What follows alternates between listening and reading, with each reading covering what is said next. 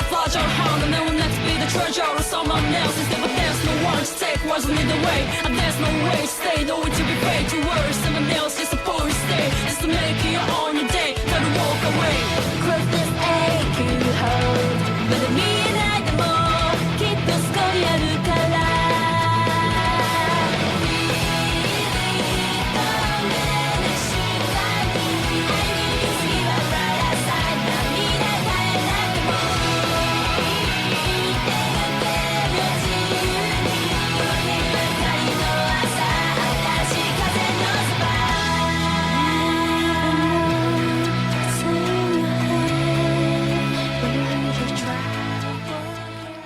And welcome to the Red Leaf Retrocast. It's episode 47, titled Cinematic Styled. Yes, we're talking games that have a cinematic style to it, if you couldn't guess by that. That is what the theme means. Ooh. Yeah, it kind of plays into a lot of single-player experiences of today's gaming is like. Spider-Man, Last of Us, the list goes on. Kevin, how do you feel about this? You're part of this podcast. I am. You're here. I am once part of this podcast. Yes, I did that. So I like cinematic games, but I have a thing with all games where sometimes I feel like, cinematic style kind of gets in the way of the actual good gameplay, and some of that is relevant here. We're definitely going to get to some of that for sure. You know, for a more recent example, transition. I recently was playing Child of Light, and that yes. Well, that has a more artistic style, wouldn't you say? It kind of fits in, but we can use Okami whenever it's like, oh, this game is beautiful. The way the things look, I'm like, the gameplay is just kind of fucking average though, but it's so beautiful. Yeah, but it's not that great. Fuck off, you know? You know what's a great game that has an artistic style? What's that? Ori and the Blind Forest. You see, that's the thing. I get scared because is it actually a good game or is it just up its own ass? It's actually a good game. I can attest. Because I agree with you that Child of Light is just okay. Right. However, its artistic style is what makes it... For me, if something is just okay and then it has something that can edge it out of the okay, in this case the artistic style, then I'm okay with that. Yeah, and also the annoying rhyming in Child of Light, I wanted to punch myself in the face. It was actually the most annoying thing in the world.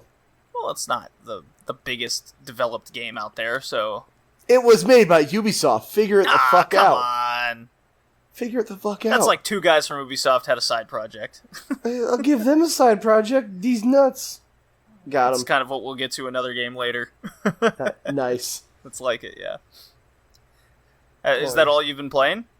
No, I've for our Game of the Month club, we also have an RPG. Conduit 2. I knew you would say that. I really want to play a first-person shooter, but if I wasn't on the James Bond kick, I would. But we're playing Lost Sphere, which is a spiritual successor to I Am Setsuna.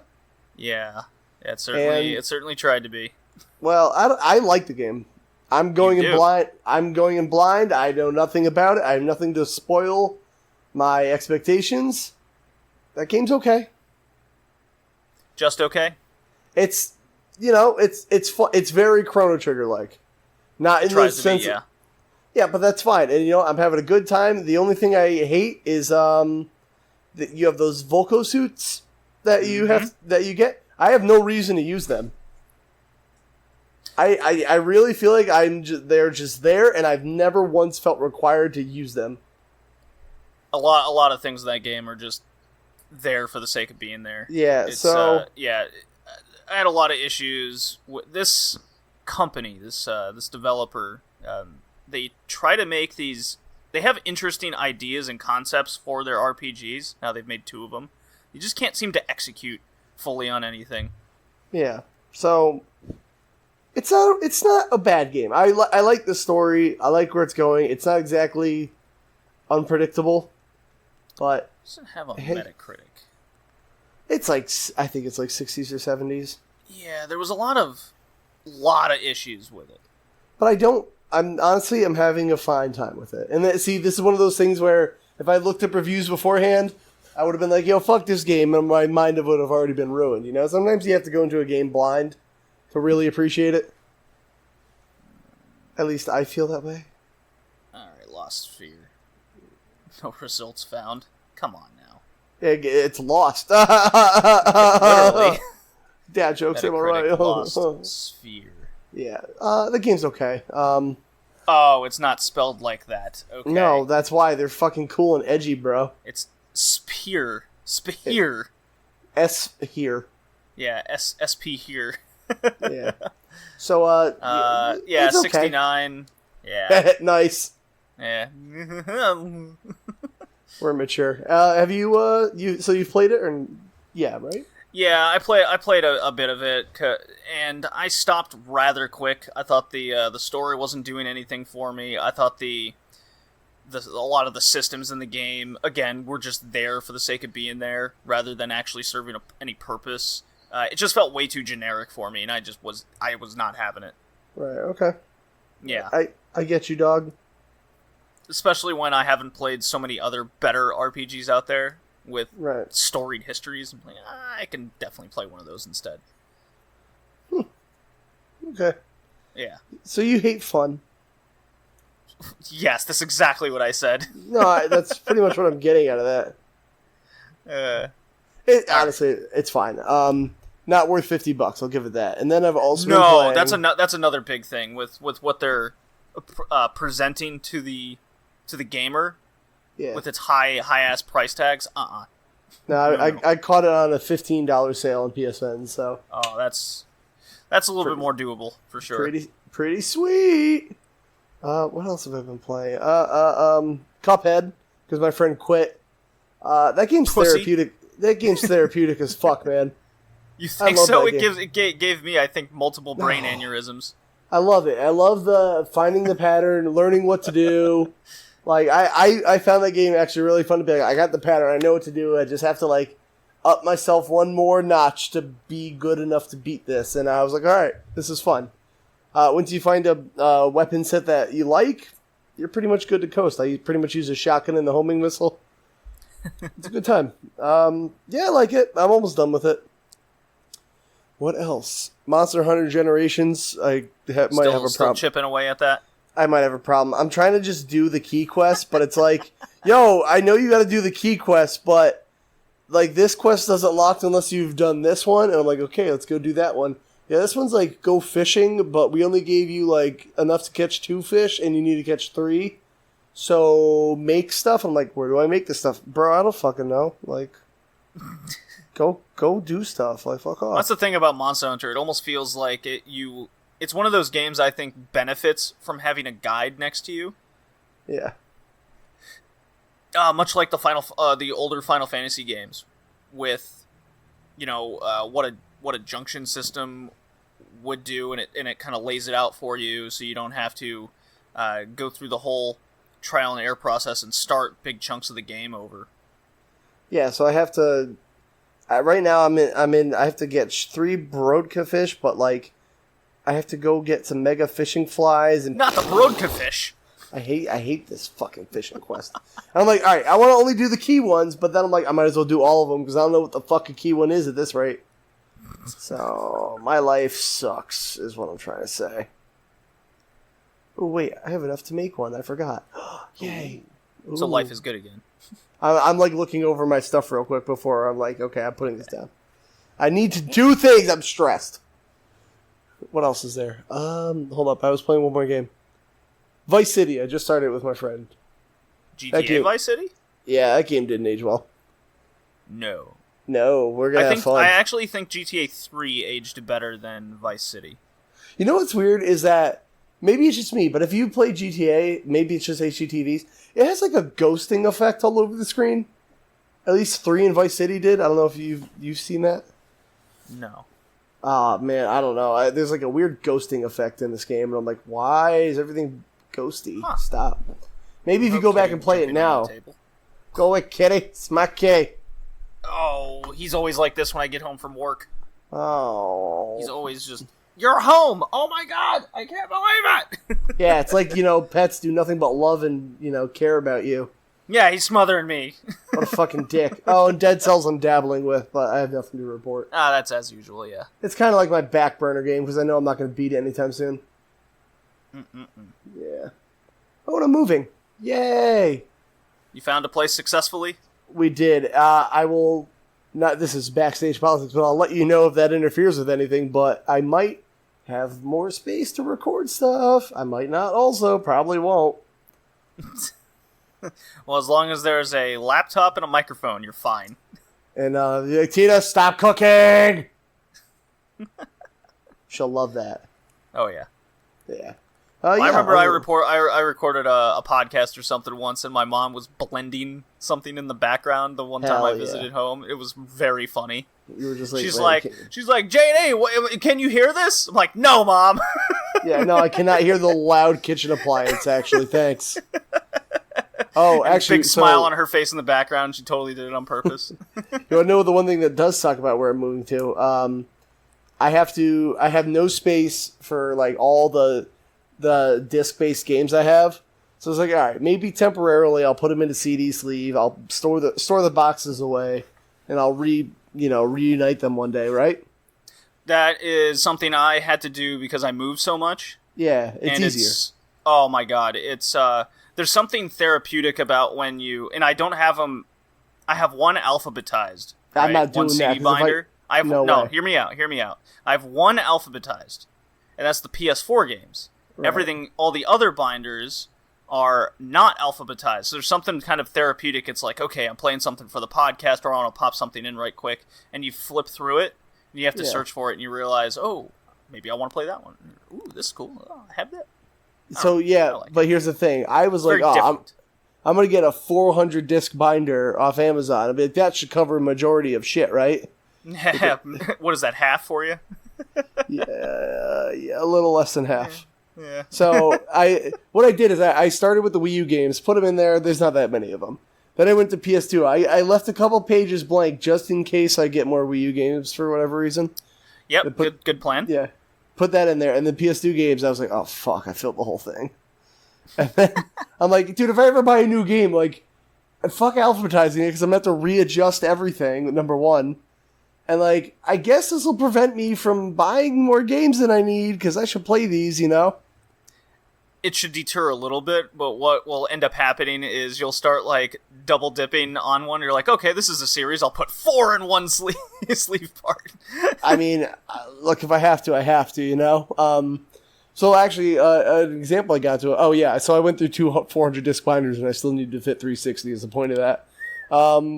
I might have too many games. That was actually an eye-opening experience. I was like, oh, boy. I have so much stuff, you know? So I think I'm going to deter from like buying new games. Like if you're going to go to Retro World this year, I don't think I'm going to pick much up that isn't like knickknacks like, oh, sure, this Mega Man glass or like something, you know. Let's focus on playing shit. Oh, my God. Speaking of knickknacks. Yes. Pixel Pals? Yeah, I went to GameStop when I got back from Vegas. Bowling tournament didn't do too hot. I only won $200. Oh, whatever. Only one. Yeah, I mean, it paid for the flight there, but not the flight back kind of situation. Whatever. You went on an adventure. Yeah. Well, it was. I'd never been to Vegas, post 18 years old, so I'd only been there when I was a kid a few times visiting my uncle. So this was kind of a fun, different experience. I went to the Pinball Museum. Ooh. Which is there. It's just a big venue with hundreds of pinball machines. I played one from the 1930s. Ooh. And let me get my phone. I figured you would like this. I was saving this conversation just for now. Let's see here. I played Line Drive, an old baseball one from the 50s.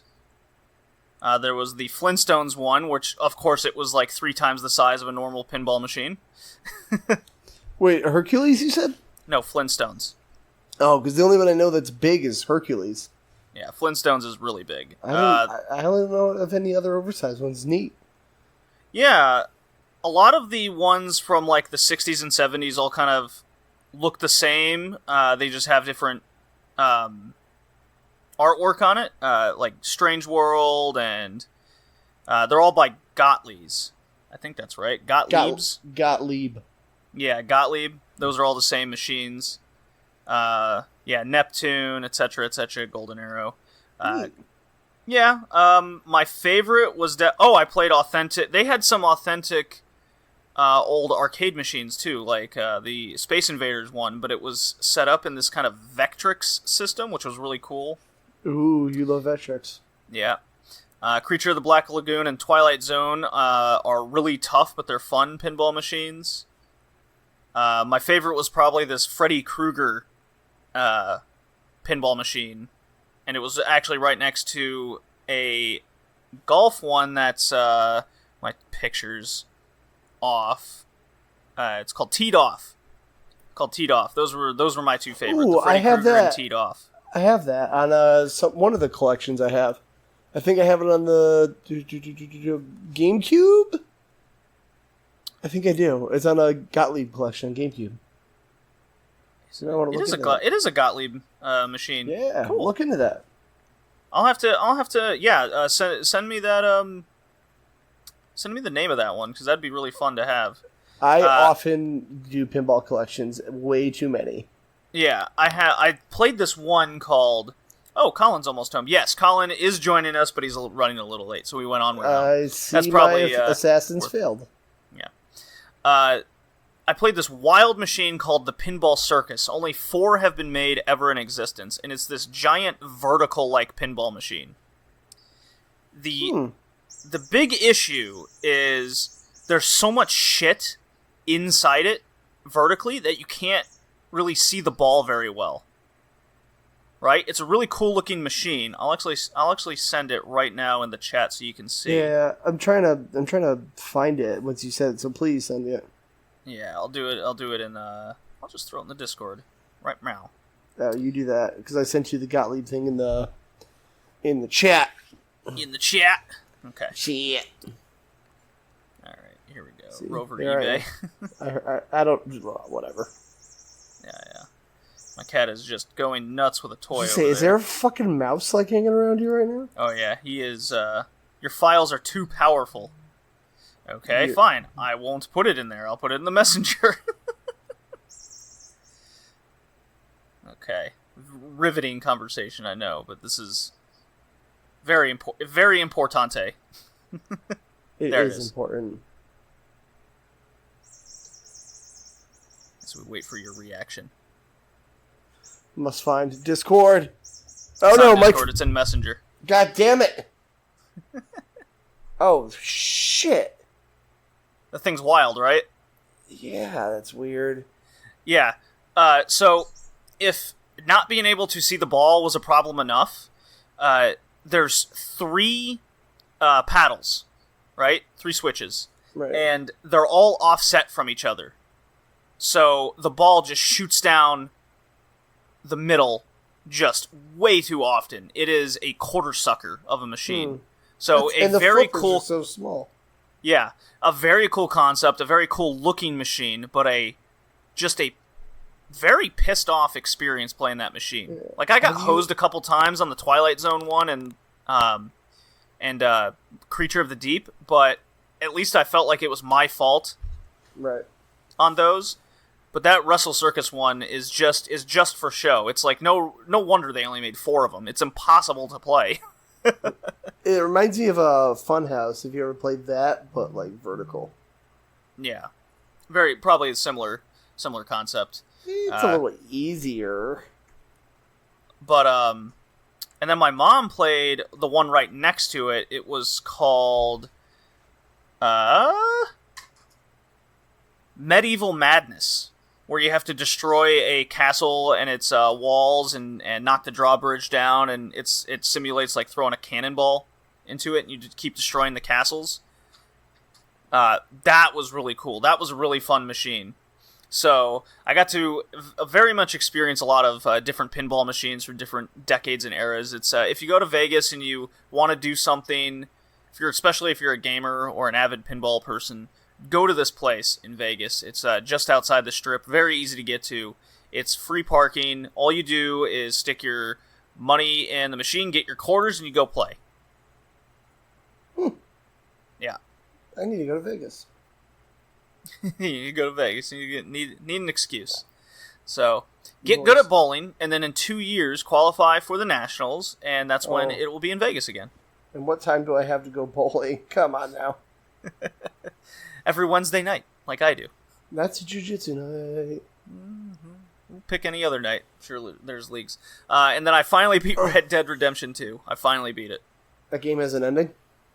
Well, there's a 6-hour prologue around the main character of Red Dead Redemption, Marston, and it's basically filler. I didn't like it very much at all. It's just this 2-year gap after the events of Arthur Morgan are done, and it's him basically buying his house. And you just Weird. and I was immediately just going, you know what? I don't need to play this anymore. Because I know what happens in the fucking game. He shit happens. We know what happens, and he's on his revenge story, right? So what do I care how he buys his homestead, right? Mm-hmm. That's just filler. Seems like very important. I don't know Well, why. I know exactly what the purpose is, and it's an excuse to keep playing the world of Red Dead Redemption. So, I'm sorry that you don't appreciate art. yeah, well, I heard a lot of that game was like ending, that, though. Yeah, the ending to Arthur Morgan, I was very satisfied with. The game hints constantly that it's going to be a depressing ending, and they gave you the depressing ending, yet with closure on the character of Arthur Morgan.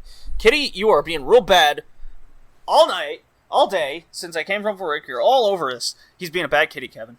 Bad kitty. Hey, your pussy whack. Oh, boy. But oh. Yeah, he just wants to play real bad. Cool. So, it kind of beat around the bush a long time about trying to get to that character redemption ending, and you play so long with knowing that his fate is sealed situation.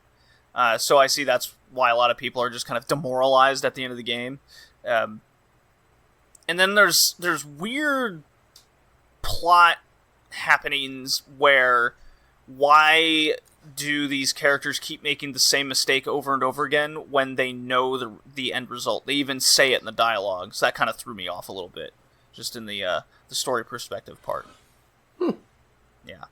But I did finally beat it. I can finally say that my original opinion hasn't changed from while I was playing it and when I made all the review comments, and the story rounded out fine for me, but it didn't change my overall opinion of the game very much at all. Yeah. Yeah, I want to play that game, but I heard so many, it's actually another one of those examples, man, this game's real pretty, but it kind of hinders really nice. The game. Yeah, but it kind of hinders the gameplay to be like, look, the horse balls shrink. It's pretty cool, right? Well, it goes on and on and on and on. It's a lot of shooting galleries. It's much like Red Dead Redemption 1. And I don't think the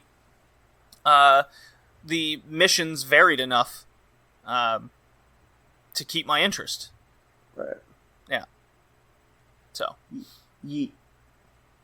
I'm definitely going to keep playing Judgment. That is one of the games that came out in June. And Mario Maker 2 is definitely my new crack. Yeah, I haven't played it as much as I wanted to, actually. Well, I made a level, and you need to play my level, and then tell me what you think of the level. I know. I'm waiting for my friend to come over and be like, oh, we're going to stream it. I was going to be like, today. I'm like, oh, I can't today. Fuck, I forgot I was doing this.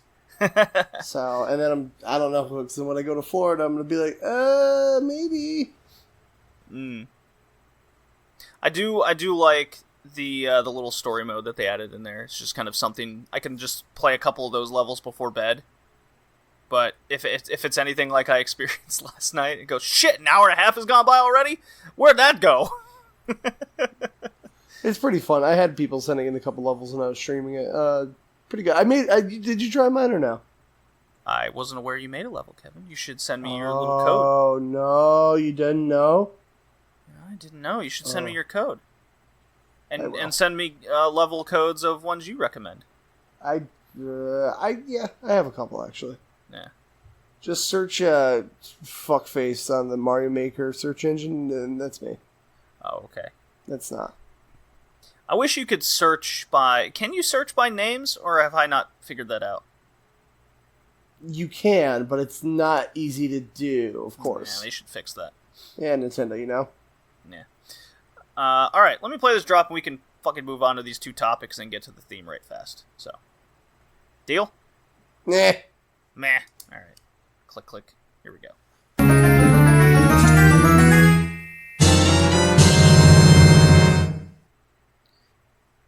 Good Zelda music for you. Colin is running way later than he anticipated. I knew that was going to happen. Oh, yeah. Well, it's his fault. It's even his theme pick. What a fool. What a fool. Yeah. You've missed your theme pick before, Kevin, so. Yeah, well, life. Life does get in the way. All right. Yeah. So I have a fun topic of discussion, and then one I think is very relevant to today's gaming market, which I'm very interested in keeping up with. The first one is, so you're familiar with Death Stranding, Kevin? I've heard of it. Okay.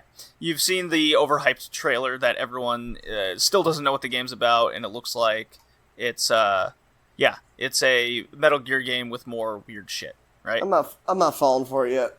Okay. So someone made they took the information from the trailer and did a demake as a PS1 game. And the game is comically fun. In the agenda I put the YouTube link to it. I'll have to. Do I watch it now, or do you want me to?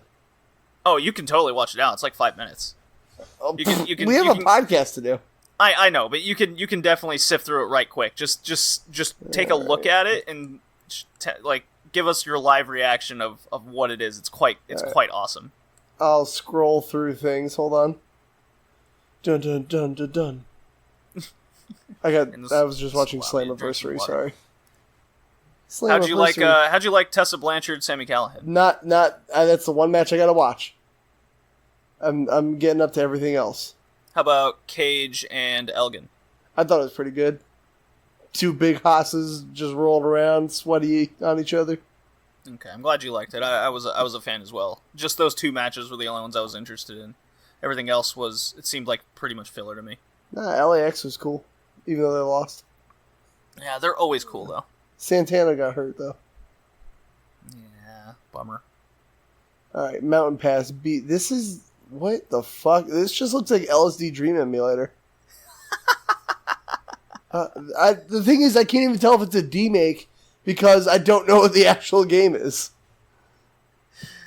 So for those that don't know, Colin's booting up Discord now. Yeah, this looks like This looks like Out of This World. Kinda, right? Yeah, It looks like a 3D version of Out of This World. which I don't like that game, so this isn't helping. Welcome, Colin. Colin, We're talking you've walked about the into a weird remake time. of Death Stranding. A guy made a It's weird. pseudo Somebody has game too much of time on Death their Stranding hands. as a PS1 game. Yeah, I saw there was some videos on circulating YouTube. I haven't had a chance to watch them yet, but This it's kind of trailer's funny. fucking weird. Oh, your mic is very crackly, Colin. Oh yeah. Oh, no, Let we me don't have to- change settings. No, we don't have time for this. How's that?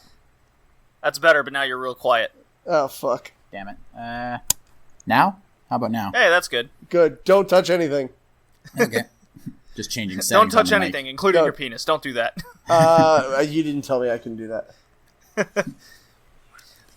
So, for those that don't know what the trailer is, it shows this dude just walking around real slow. Everything is in this really cramped environment. He goes up to these shining circles, and text will come up saying of the character talking. Something like, oh, you picked up an item, or you need a ladder for this. Guess I need a ladder for this. And then he'll go to another shining object, say that it's orange as opposed to blue, and it'll comically load the next area like an old PS1 game. Yeah. People have time.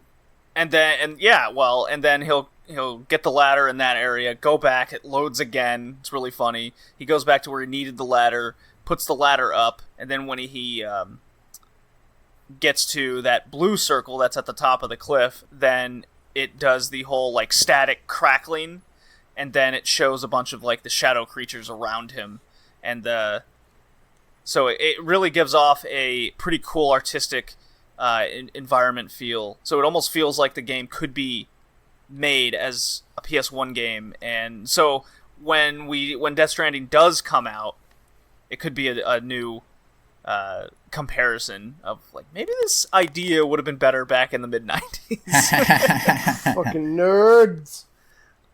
Whoever made There you this go. game. Too much time. It's pretty cool.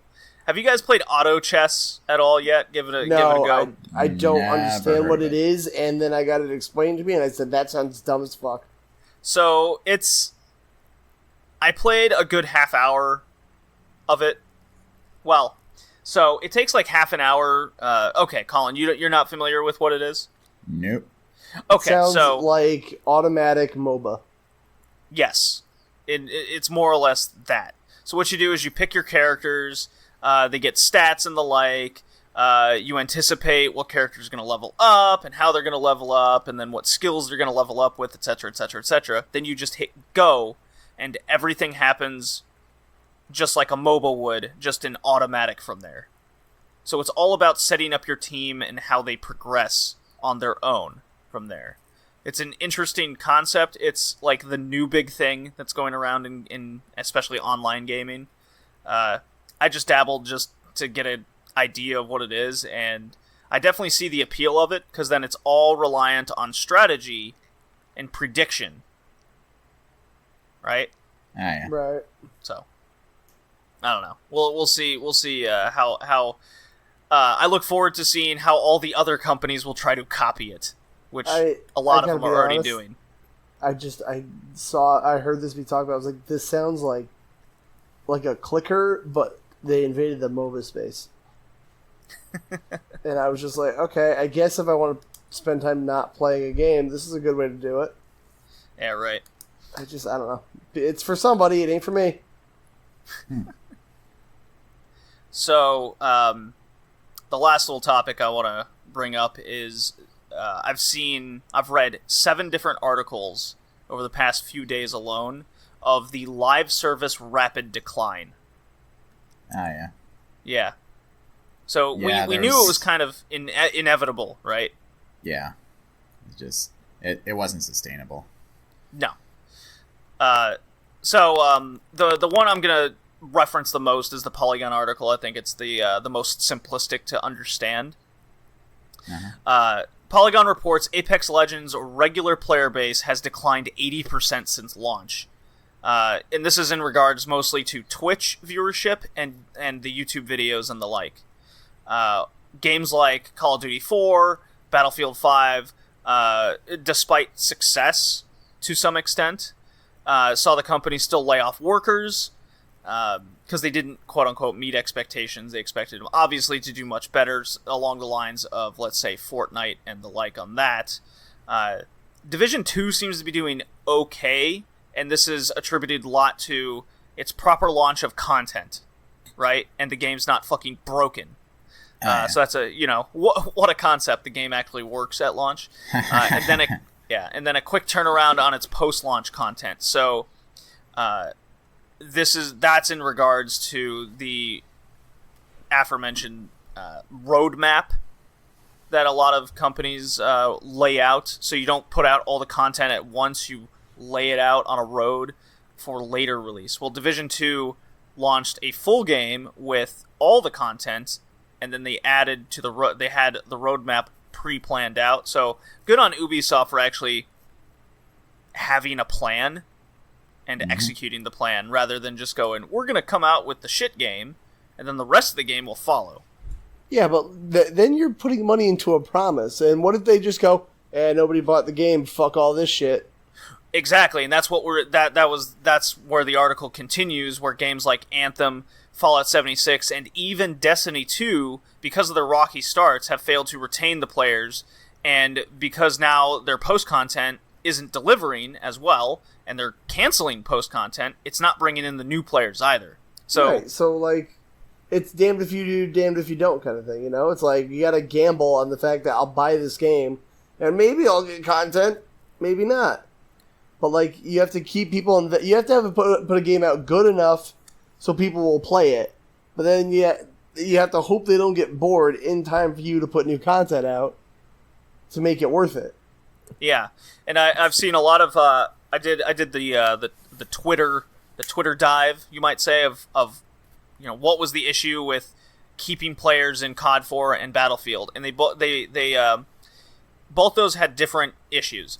Call of Duty 4 was lacking the single player experience, right? Call of Duty Black Ops 4. Yes. Okay, you said and 4. Whatever. It's very different. It's all the fucking same to me. It is it's not. One is good.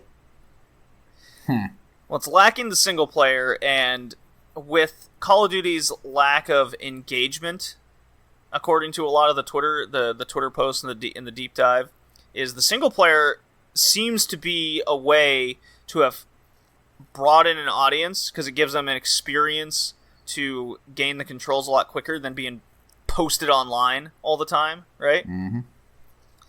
And then Battlefield 5 lacked content at launch, and it didn't execute on the promise. While I might have my reservations with Division 2, and it wasn't quite for me, and it lacked still a lot of things, it did deliver on what it was supposed to at launch, while Anthem and Fallout 6 were just broken. So, Fortnite and GTA Online remain the two powerhouses, while even Red Dead Online fails in retainment of players. And according to people, Red Dead Online, and even in my own experience, didn't launch with good enough content. Yeah, plus the monetization efforts were scummy as hell. Yes, and that drives players away as well. Well, it does, but here's the thing, and as the three of us are very against them, but they wouldn't keep doing it if people wouldn't keep buying them. So, well, more and more people are refusing to buy them nowadays, it seems. Oh yeah, it's very much growing. Yeah, but the people that do articles and do podcasts and like have their little opinions to give, like us, say that. But like the whales are still like, yeah, I'll pay $1 for a skin. I don't give a shit. Like my older brother who plays video games, but he doesn't follow them. He's like, I want Gunskin. Gunskin look pretty. I buy Gunskin. You know, they do that. I mean, it is a predatory tactic. Yeah. Is it predatory? It's getting people at their kind of weakest. What do they call it? It's not testosterone. It's dopamine. Your weakest dopamine moment, you need that little dopamine kick, and you realize you don't even need it. Yeah, I mean, Jim Sterling did like a video about it today, about how predatory the loot box thing is. Oh, that's a great example of a good a well-told story, for sure. But people are buying them. Governments are finally taking notice and stepping in, despite EA's best efforts. Surprise mechanics. Exactly. They're trying desperately to cling to that source of income, but more and more politicians are thinking this is not okay. And now they're it's a form of online gambling. Exactly. That's what it is. Yeah. And it preys not just on children, but on people with gambling problems. I mean, Jim even had some first-hand accounts of people he knew giving their story about how loot boxes and all these monetization gambling schemes affected them. Like, they went to video games to get away from that sort of thing because they had real problems with actual casinos. And then when those casinos actually follow them into this new hobby that's supposed to get their mind off of that, then they're back to square one.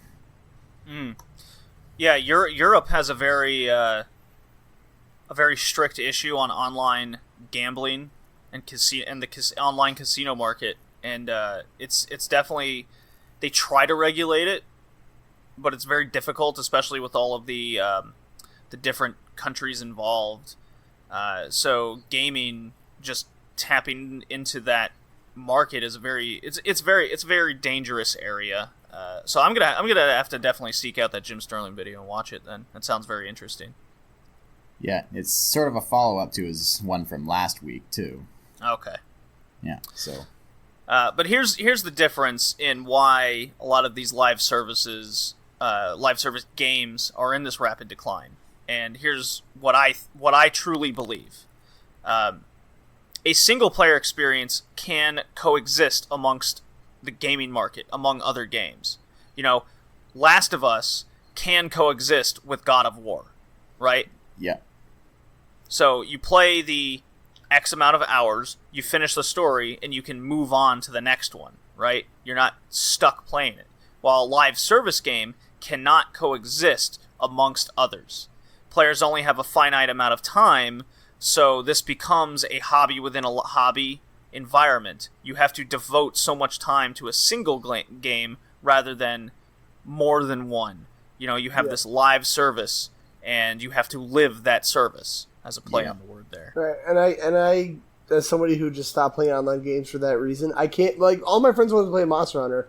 I have a weird schedule. I play Monster Hunter when I can. Like, oh, we're going to go get, like, what's the first thing that comes to my mind right now? Rathalos today. And I'm like, I can't. I got to do this. Like, oh, you have an hour. I'm like, yeah, but, like, that hour, maybe I don't want to play Monster Hunter. And it became, like, do it now or, like, your friends are going to go without you thing. So I just said, fuck it all together. I can't do it. Like, people's schedules, like, you really do have to dedicate time. And some people don't have it. Well, exactly, and that's why I give so much credit to the Monster Hunter World game that came out, because you could do both. Right. That's why it was so good. You could play it in a single-player experience. You could play it in a way where you could play with random online people to help you throughout the journey, or you could play with friends. It was very inviting to all kinds of players, and new players, which is very good. That's why it was my game of the year last year. Yeah. Yeah, it doesn't have to be a live service game. Yeah, you can do it on your own time if you want to, and you have the option with friends. I think having a live service as a secondary mindset isn't bad, like Monster Hunter, or like even like games. I remember when I used to actually play games online, like Uncharted 2.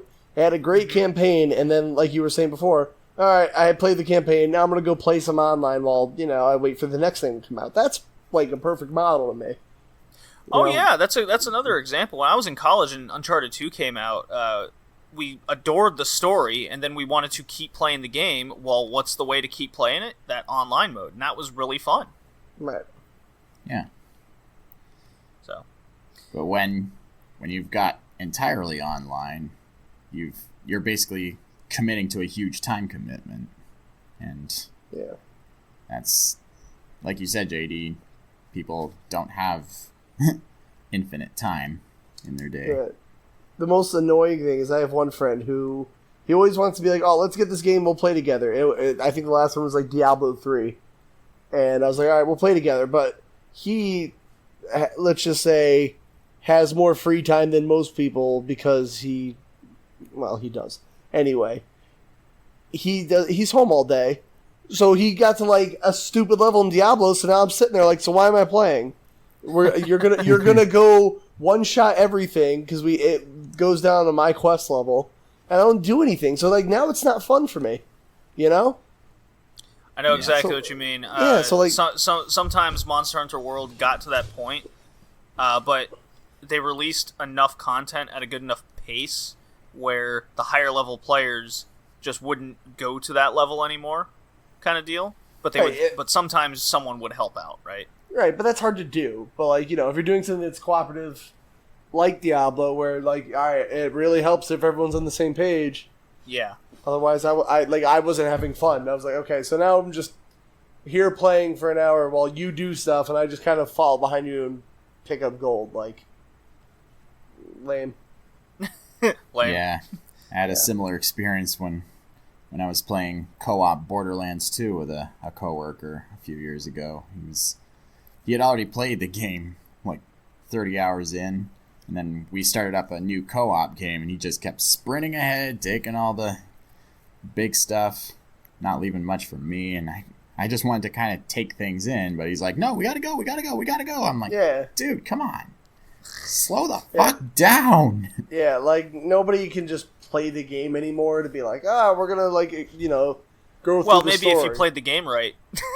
Well, fucking, I hate that response Yeah. so much. You're playing the yeah. game wrong. Oh, and I have another friend who's like that. Like, so a different person, but like, he'll stick with one game and play it forever and ever, and he'll know how to do everything. He'll explain it to me, but like, if I die, he's like, "Oh my god, you're like bad at this." Like, then why the fuck do I want to play with you if this is how it's gonna be? You know, like, fuck off. Then don't ask me to play.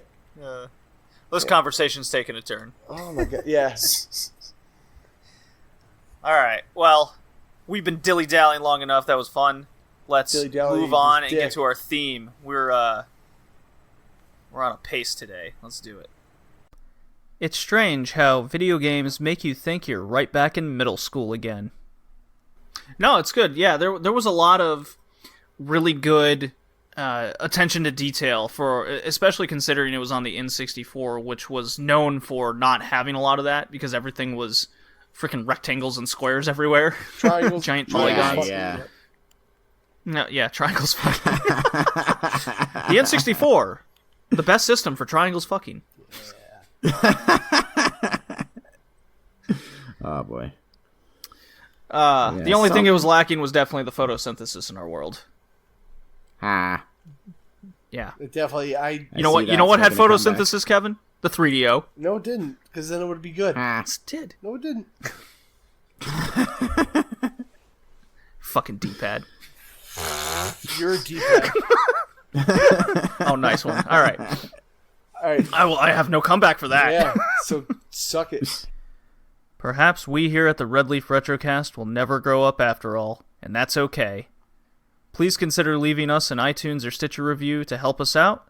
This is the Red Leaf Retrocast, found on all your favorite podcasting outlets. And now, on to the show again.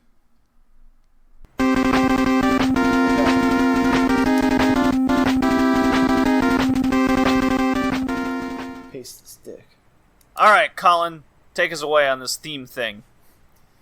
Yeah, go figure. I'm late for my own theme. Been there, done that. Yeah. So the theme today is cinematic style games. Basically, games that sort of have the feel of a movie, or rather, you could see takes cues from different movies, or just references movies in general. Honestly, this was just an excuse for me to talk about two specific games. Oh, that's fine. I got to finally play one I've been meaning to play for a very long time, thanks to Kevin's pick, actually. Hey, thanks. So some other cinematic styled games, if you aren't familiar with, other examples include the original Prince of Persia is among the first to do it. Flashback and Oddworld are also different examples. Not sure I'm familiar with Flashback. It's kind of like another world type of vibe game. Oh, yeah. Yeah, fair enough. Eric Chahi type thing. Yeah, sure. Yeah. So, first game we're covering is Stuntman on the PS2 and Game Boy Advance, strangely enough. What? Yeah, I was surprised too. It's like developed by Reflections Interactive, who did the Driver series. And you can definitely tell. Yeah. And the Game Boy Advance version was done by VD Dev, whoever that My is. favorite. Everyone loves a good VD. Ah. Side tangent. Did you guys read the Gamer Girl sold her bathwater to a bunch of people, and now they have herpes? Yep. What? One dude has. I heard about selling the bathwater, but the herpes thing is completely. Over 50 people have contracted herpes from drinking this bathwater. Oh, I don't know if that's confirmed yet, but I hope it is. Number one, because Darwinism is great. Number two, I saw some guy put it in a vape, and I hope he dies. And I stand by that. What? Yep. Well, stupidity aside, I'm pretty sure she can go to absolute jail, because I think it's a crime if you don't tell people you have VD prior to doing things such as, well, I'm sure selling your bathwater isn't high on the list, but Yeah, sex. she'll probably get off because the court had to be like, all right, nobody's fucking sold their bathwater before, so after this one, nobody can do that. That is usually how it works, but Yeah, I so. believe that does qualify onto the part of what do they call it? It's like consensual. It's something with consent, right? Yeah, look, I'm man, not sure. I don't know how Knowing, Stuntman I think got it's us to talk knowing. about I think it's called venereal knowing disease. consent. Yeah. But anyways, that is not the actual developer. No, it is. It is. It is. They are called VD Dev for short, though. God damn Over it, Belle in Delphine. Britain. Yeah, so it was published by Infogrames Ew. and released on the PlayStation 2 in North America on June 23rd, 2002, in the EU on September 6th, 2002, and in Japan on September 1, 2005. Yeah. So, this is one of the first PS2 games I've ever played, back when I had my free PS2 rental from Coke Auction. I have some fond memories of it. Basically, as the title suggests, you play as a stunt driver for 6 different kinds of movies that are heavily resembling actual movies. Like, you got a Dukes of Hazzard style movie, you got Indiana Jones, got James Bond, the list goes on. And you basically pull off these really neat stunts on every different one, and they vary in difficulty. Like, sometimes you might be launching off a big dirt ramp to knock a chimney off of a little factory, or duck underneath a bunch of falling chimneys, or try and launch across a ravine as a tank behind you falls in, and dodge explosions. As in real life. That is absolute real life. It's called driving to Connecticut. Absolutely. Yeah. And we have unpaven roads. Now,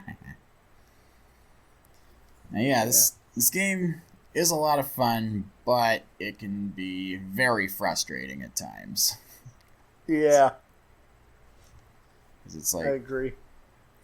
the way it works is you're doing all these different things in a row.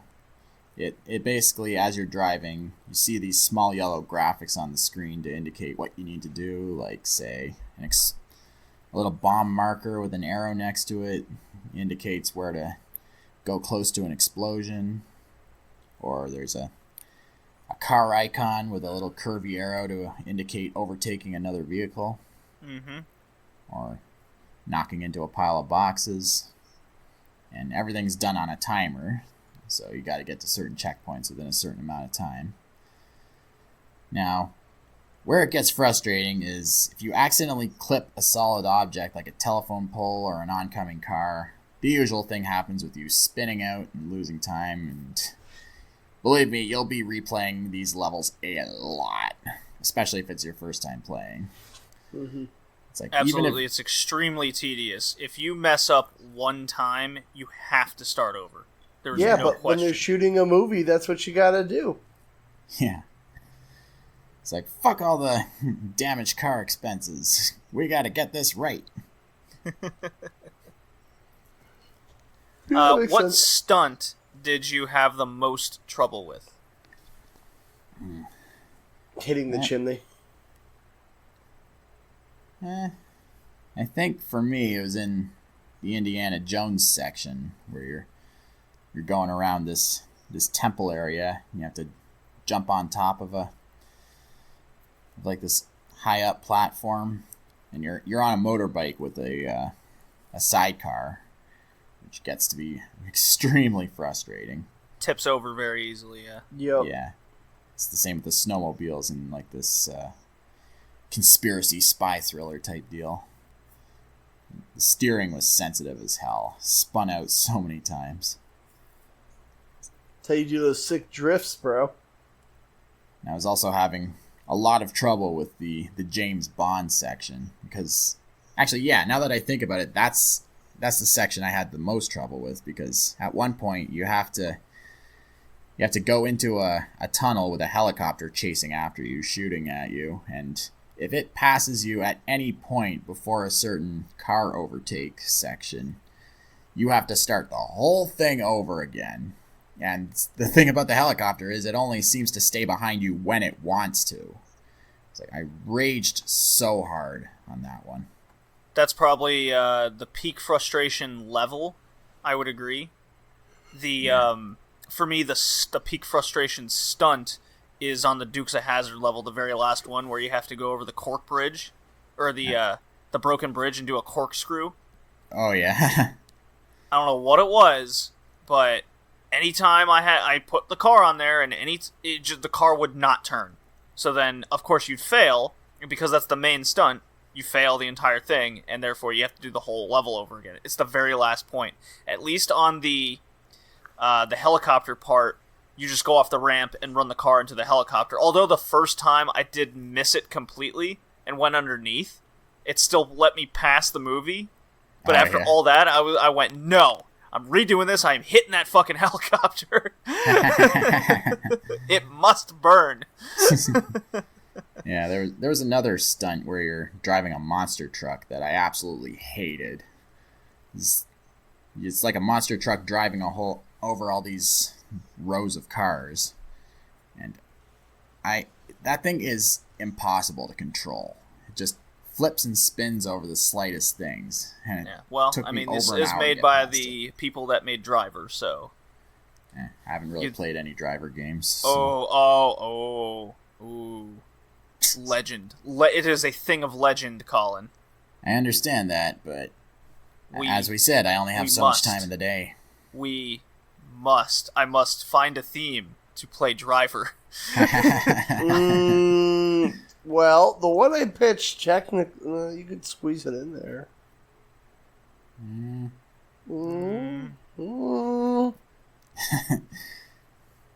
I'll think about it. All right. Okay. Fuck the load times. That is my number one complaint in this game. Yeah, that's always something I had an issue with this I'm game, usually way very back when. patient of load times when it comes to just any game, especially disc-based games. I love the PS1. Games are notorious for long load times, but Stuntman really takes it up to a new level of load times. Because when you mess up, the whole level has to load all over again.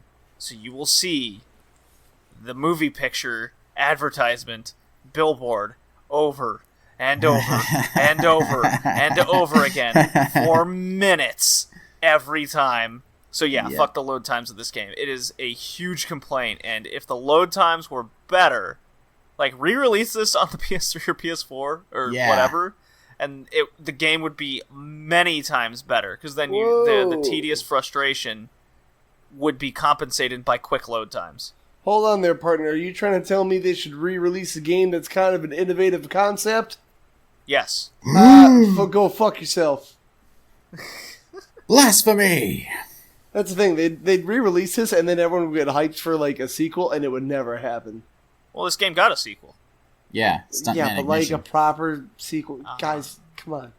So the sequel that came out wasn't proper? Well, I meant like now. Come out with a fourth game or something. Well, how many are there, Stuntman? I think there's 3, aren't there? No, there's just This? 2. Okay, well then the third one. Come on, finish the trilogy. Yeah. Yeah, do like a Fast and the Furious style movie. No, jeez, they'll ruin it. Yeah, the James Bond one is hard enough. Hey, Right. James 007 Racing is a gem. I'm talking about James Bond here. Speaking of like innovative concepts and gems, this is just a quick side tangent. Did you guys read the? I think it was from Polygon. I am a fan of the Polygon site of articles they put out. I was just about to say, no, I had not read anything from Polygon. One of the writers there made a whole article on how the Peter Jackson King Kong game is one of the earliest innovative concepts of modern gaming today for single-player experiences. I've heard that, but I've never played it. And how because the game was very innovative and like its graphical advances and camera work and all that, it doesn't get the praise that it deserves. It's pretty. It was a very interesting read. So I've actually heard that game's really, really underrated. yeah, now I'm very curious to play it for myself. I never did. So My next theme pick is Peter Jackson's King Kong. it's just that game. Everyone picks a different version. You know what? I'm going to look up when this game came out. It might not qualify, because I think it was like a It's not. It's 360 like launch title or something. 2006. Yeah, Yeah, Peter Jackson I remember it was on the 2005. GameCube. game. It was also on 360, though. That's the thing. It's, like, weird. Alright, so I reluctantly pass Stuntman. Yeah, I give it a It's pass o- too. it's Just be okay. ready for a lot of raging. What if I don't want to play it? Peter Jackson. Tough shit. Oh, fuck, Colin. Jeez, you're going to put us in the mature section of Spotify. We already are. We already No. cuss like sailors. Yeah. It came fuck out on police. PS2, the original Xbox, and the 360, and it was ported to... Oh, it did come out on the GameCube. Suck it. And there's a PSP and DS version. I want to play the Game Boy Advance version. That can't be the same experience at all. You don't know what you're talking about. Apparently it was a commercial success. 4.5 would've million copies. No, Oh, boy. why?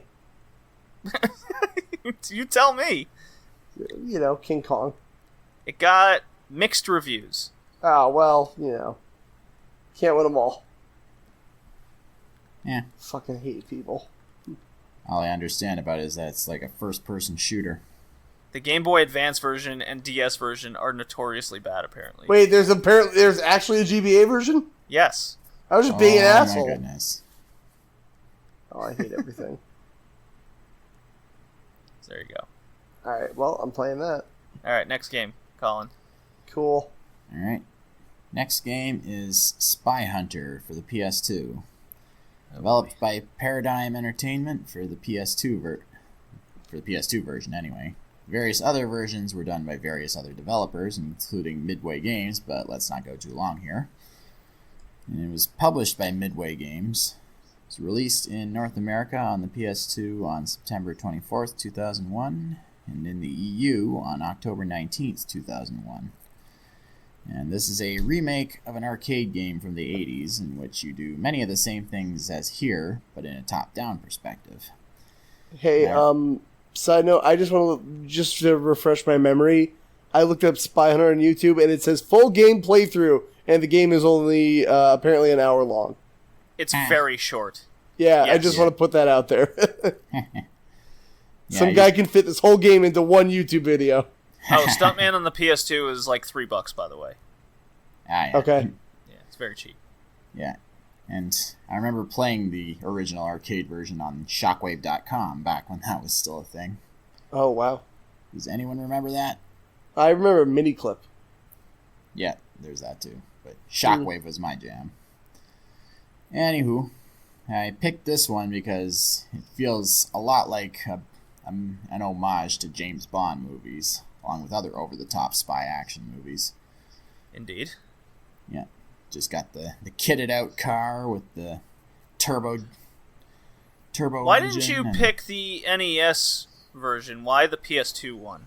Because nobody I talks this one. didn't know there was an NES version. I just picked Yeah. the PS2 version because I managed to snag it for $5 at A&C Games way back when because I was curious Because it about would be way too easy to pick the game that everyone loves, JD. You fucking... Oh, okay. Silly me. God, you cuck. Okay. Well, this is a reboot of the classic arcade NES game, this PS2 version. Yeah. Wow.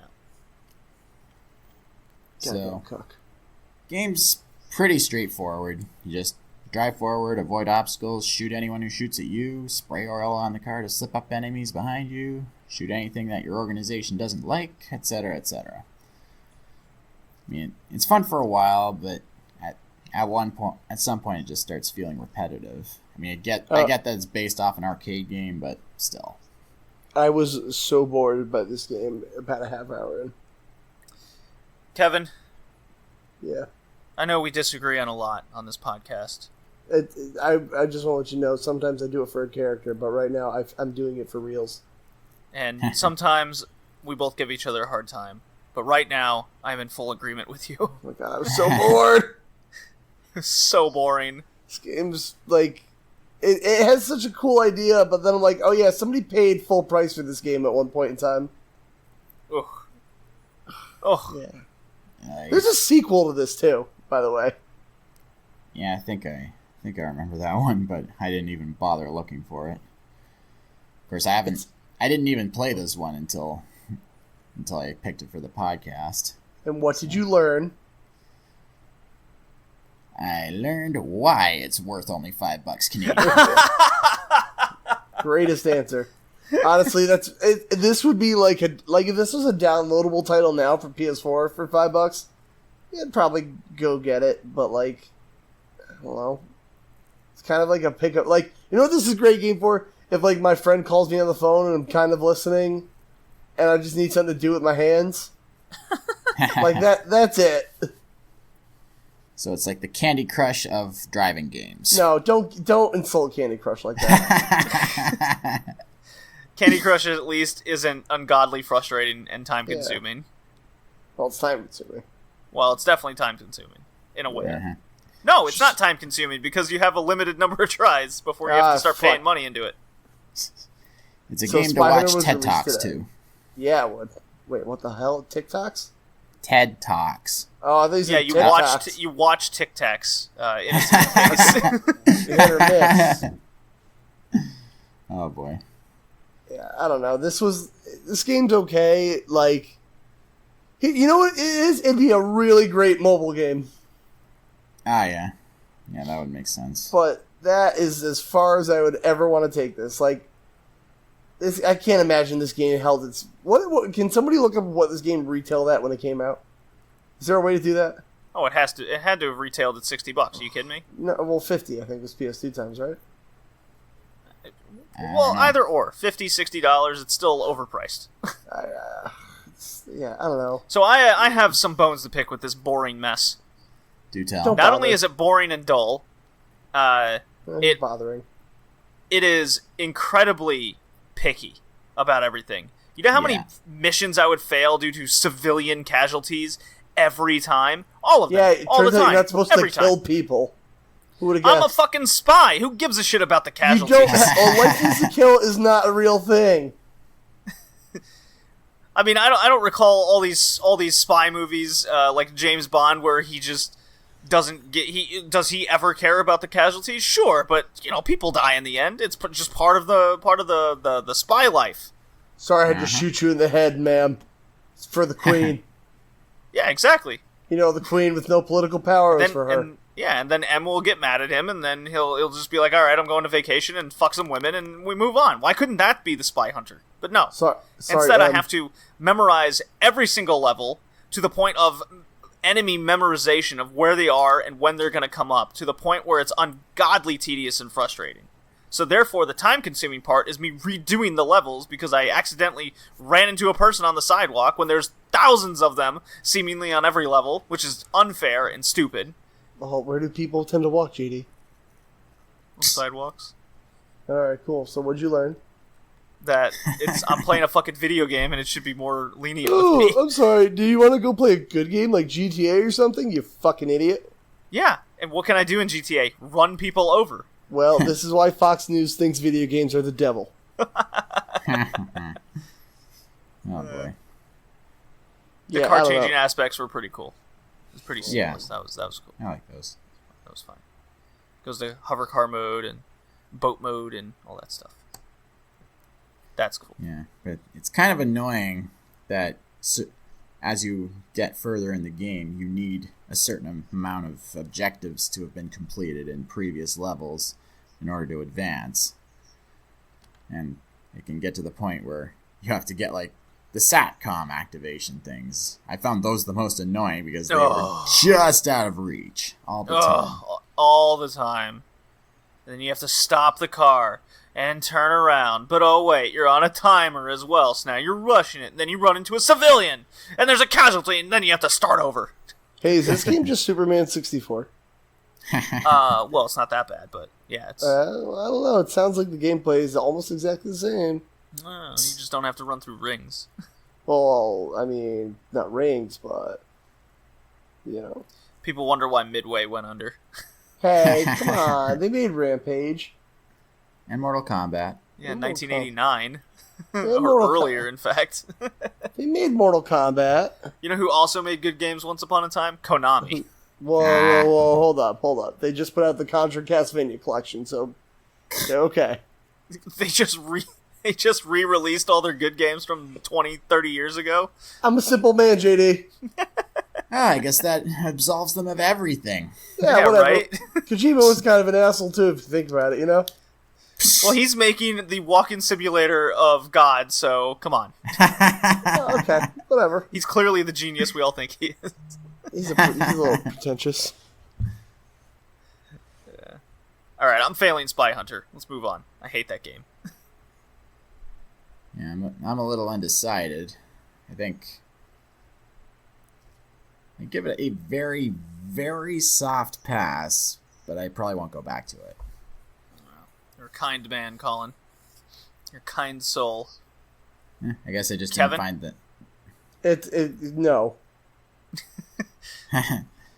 No Just pass, straight no no. fail. Just no. No, don't do this to yourself. Avoid Spy Hunter. Alright, Kevin, what was your pick? Wow, don't sound so enthused about it, JD. Jeez. I was very happy to try it. Yeah, and how do you feel about Viewtiful Joe released on the GameCube? Wait, was it PS2 as well? Yes. That's the version I played. Those two game systems. How do you feel about it? Developed and published by Capcom? No, it was developed by fucking Clover. Okay. So yeah. Are you sure about that? Wait, yeah, no, it was. It was by Clover, who became Platinum. Are you sure? I think you're wrong here, actually. Am I? I think you are. I think this is developed by Clover.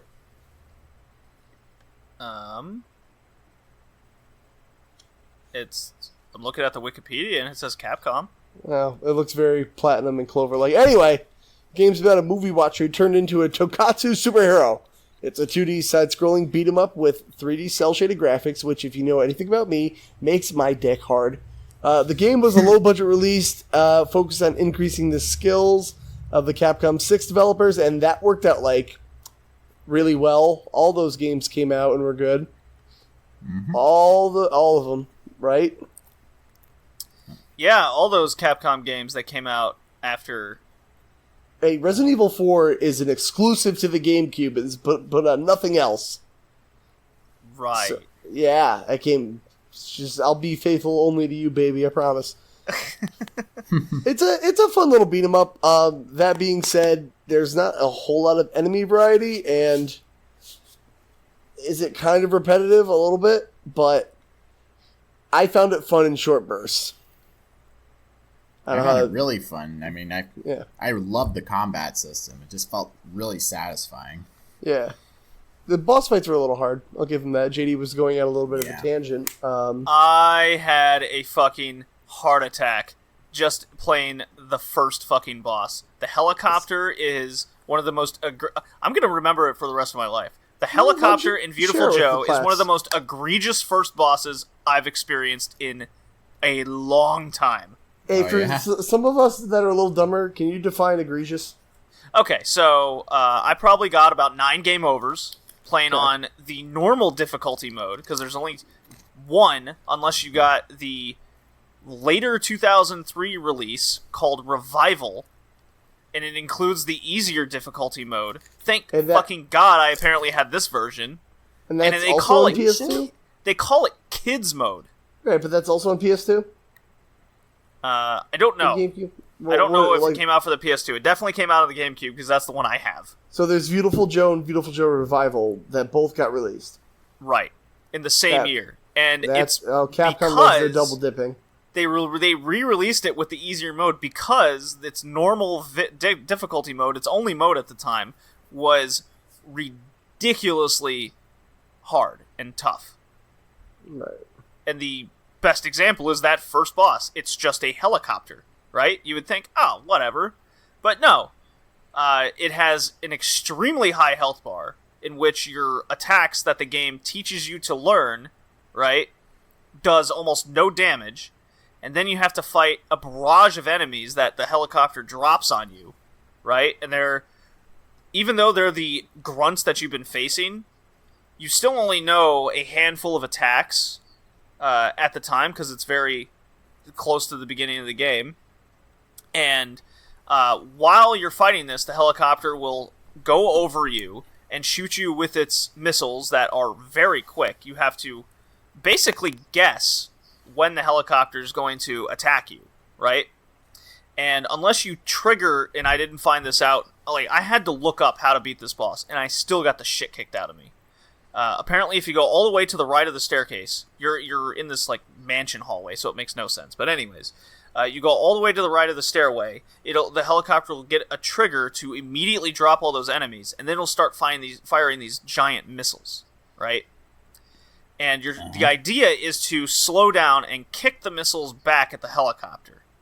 However, unless you have already cleared out all the enemies, the missile will just dive bomb to the enemy. It won't actually go back to the helicopter, and that's how you're supposed to do the most amount of damage. But if you time it incorrectly, and he just dodges, whether it's an enemy attack or any of the missiles or bullets that the helicopter fires at you, Joe has this slowdown time where he can do awesome, sick dodge maneuvers or look like a super cool guy. Yeah, look like a super cool superhero. Make it cinematic. Yeah, makes it very cinematic. However, if you time it where he's dodging all this, it'll immediately deplete your slowdown meter. Right? It's called your VFX, I think, or VGX, something like that. Right, VFX. VFX. So it'll immediately deplete your meter, and then you're exposed. And the helicopter will do 2 points of damage to you. I think you only have 5 points of health. It'll do 2 points of damage per hit, and the enemies will do 1. So you could find yourself in a very bad situation almost immediately, and there's nothing you can do about it. So you have to run away, but the helicopter outruns you, because it's a helicopter. So helicopters do that, yes. Yeah. That's the only way you can do it. The game doesn't teach you anything other than you just dying over and over again, and then you're just befuddling with the controls the whole time, just trying to get to that point. I got to the point where I could, on adult mode, because there's kids mode and adult mode, on adult mode, get a V rating, that's the highest rating, a perfect, all the way to the helicopter point, and then I would just pretty much die. Just get the shit kicked out of me immediately. So of all the mechanics the game was teaching me, I was clearly doing very well, and then all of a sudden not anymore, and I just could not for the life of me understand what I was doing wrong. Whoa, phones. Yeah, right? That's on my end. How dare you? So, I'm hearing all this from you, JD, and I'm not sure we played the same game. I also just looked up the game did teach Revival. you stuff. Yeah, Revival also I can't find online. I think JD's making everything up. Well, I played the PS2 version. I played the GameCube. And of course I started off on kid mode because there's like in my version there's like baby, kids, and adult. So I figured kid was just like normal mode. I figure I'm having a hard enough time with Sekiro. I might as well just take it a little bit easy with. Well, here's the Beautiful Joe. thing: as soon as I just counted my losses and went to kids mode, then the game was immediately way better, and it was way more. All the controls made sense. It felt like I was doing damage to things in a manner that made sense. This is the mode to play. Is that kids mode? Yeah, and then adult mode is later when you've gotten a good handle on how to play. Right, because then the game after the helicopter scene teaches you a few more tactics that you did have access to, right? Just basic things like an uppercut, how to use jumping mechanics with fighting. It all teaches you that in the next level of stages, right? It doesn't teach you that at the start.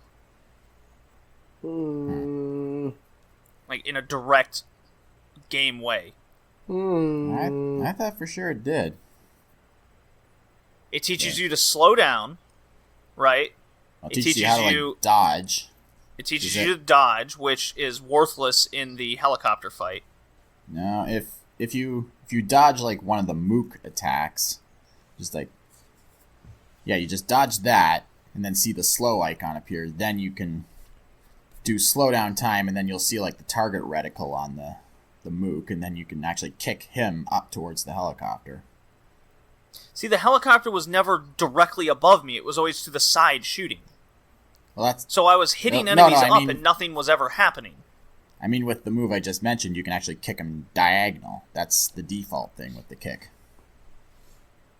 No, they would go horizontal across for me. No, punch sends it horizontal. Uppercut is direct up, and in my experience, kick goes diagonal. Huh. I never got a guy to... I would never kick him or punch him, and they would go diagonal. If I punched or kick, no matter what, they always seem to fly horizontal and take out the enemies, or just go straight up. So I could never get a diagonal hit. Huh. Never did pull that off. I didn't even know that was a thing. What'd you learn? Different experience. Yeah. So I'm curious on this revival thing still, though. Yeah, the original versions released did not come with kids mode. Right, but there's nothing online that says like it says like there will be a Viewtiful Joe revival in Japan, but like I looked it up on price charting. There's no like box art that says Viewtiful Joe revival. No, that's just what they called the re-release. It's not so how am I like gonna an know official title. if it's that version? You don't. Well, what the fuck? That's weird. Yeah, that sounds it is dumb. weird. I don't believe anything JD's saying. Colin, he didn't even play the game. He lied. Oh, Jesus. Fake news. Well, all the gameplay and difficulties talk aside. Yeah, I just had to get all that out there. The real cinematic part of this whole thing is the fact that Joe, the main character, gets sucked into a movie to become Viewtiful Joe. And there's just... all from there's just so much meta humor going on. As far as movies, just like superhero movie type deal, there's just a lot of in-jokes going on. Like, you pause the game, you'll hear some guy off to the side say, "Take 5." It's a very movie-like game. I like that. The whole time, I was getting major flashbacks to Last Action Hero and Dynamite Headdy. Ooh. Oh, yeah. Yeah, that's a very cinematic experience, is Dynamite Headdy, for sure. I'm disappointed you guys didn't think of it either.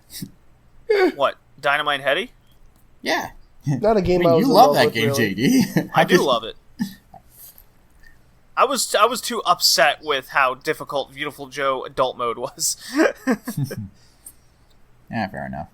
Guess you're just a kid. I am saying as soon as I counted my losses and went to kids mode, it was an egregiously different experience, and I use egregiously as in it was almost too easy at that point. Right? Yeah, Capcom I think has that issue where they don't know how to balance difficulty. Like if you play the Mega Man Zero collection on DS, Devil May Cry. Well, I don't know about Devil May Cry, but like on Mega Man Zero, it's either play the game and be spanked across the ass, or play easy scenario, which literally I think bosses die in like 3 hits, and the game's like too easy, and I'm like, well, this is not fun. You know, I never thought about it that way, but you're absolutely right. Yeah, Capcom doesn't know how to really. You're 100% right on that. Yeah. Yeah, the more I'm thinking about it, a lot of these games, they're just stupid easy or stupid hard. There is no in between. Right. They don't know how to do a medium, or they just choose to not to do it. Right. Yeah, Child of Light had expert or casual, and I was like, well, what the fuck? Oh, that's weird. Yeah, there was no in between. I was like, I guess expert then. That's what this felt like. Expert or kids mode. Which they fucking call it adult or kids mode. Yeah. Are you a bad enough dude to play expert? Reminds me of Wolfenstein's difficulty modes. Daddy hurt me. No, it's like, can I play daddy or don't hurt me?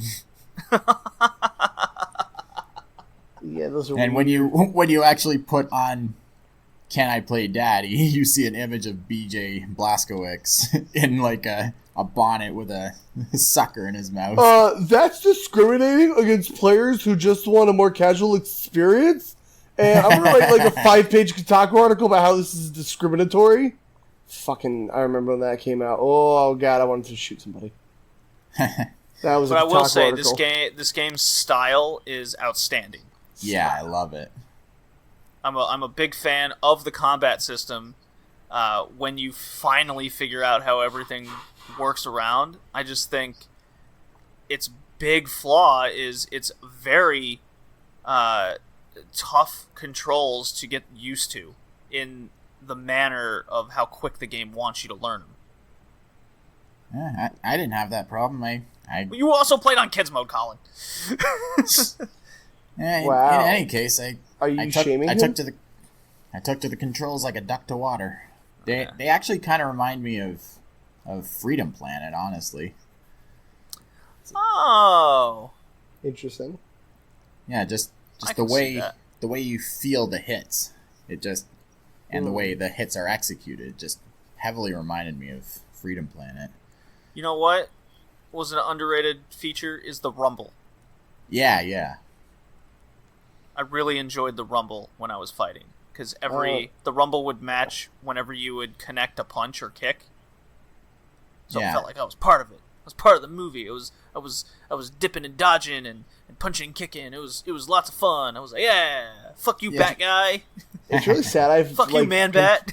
completely forgotten that rumbles in games. Yeah.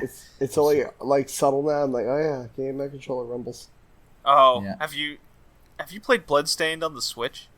No, because I heard that version sucks dick. So All right, it has some issues, but when you are low on health, the HD rumble is it's quite funny. Mm.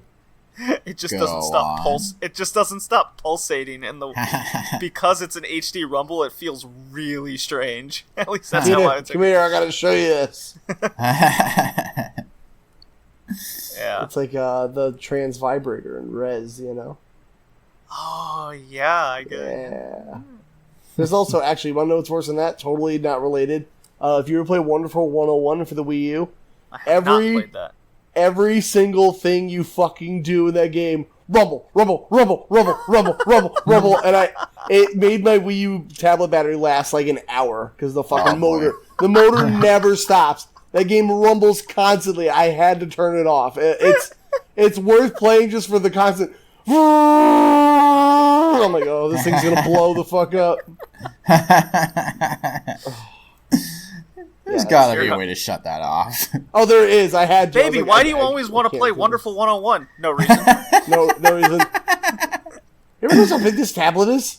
It's huge. Oh. All smells right, back to Viewtiful Joe. How far did you get, Colin? I think I got past the third boss. It's like, I got past Man Bat, and then Man, I bear forget thing. what the third boss was, but He's that like weird reptile dinosaur thing. His name's like I don't know, Hammerstone Joe or something. I might Not not have Joe. gotten that far. I think I only got like halfway through level 3. It's like time constraints, but I definitely want to play more of it later. It's the meta humor is quite fun. I do like the fighting system and the powers you get.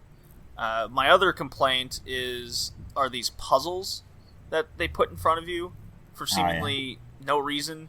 The That's first always my one you favorite come thing to beat 'em across up. is after the stupid helicopter, right after it, and you are next to what looks like a well, and there's water dripping from the ceiling. So you just go right, you have to jump over these barrels, and then you hit a dead end. You're like, well, what do I got to do?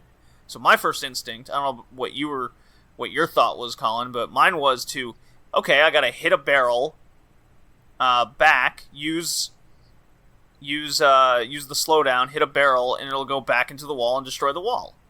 Right? That was my thought. but instead the barrel just breaks. What the fuck do I do? And you're just going back and forth. Like, did I miss a switch or something? Nothing.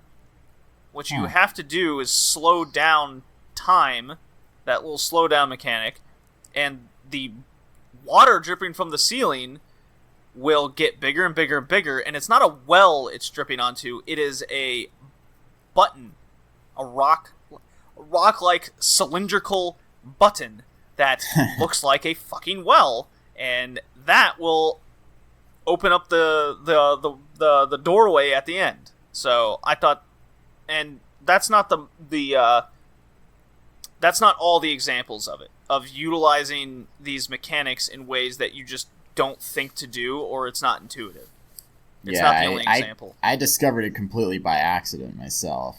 I just recall seeing the bracelet glowing, which is like an indication that you need to use some kind of time power. So oh, is that right? Yeah. I never knew that. Did the game say that's what it was? Okay. Yeah. Did you miss every tutorial in this game? I think you did. I think JD skipped the tutorial. They figured in kids mode you wouldn't be able to read, so you just guess, you know?